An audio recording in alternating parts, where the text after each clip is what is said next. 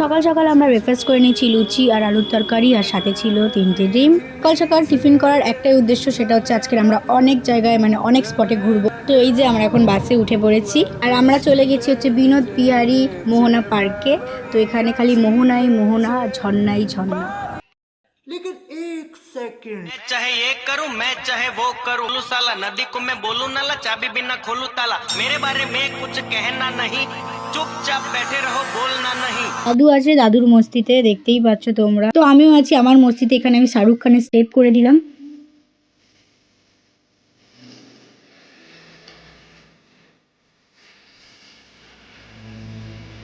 বেশি মস্তি করার ফলে আমি নিজেকে খুব টায়ার্ড মনে করছিলাম, আমার খুব ঘুম পাচ্ছিল, একটু ঘুম দিয়েছি। তারপর দেখি আমরা চলে এসেছি আর একটা নতুন স্পটে। এই স্পটটা হলো হচ্ছে রাম মন্দির।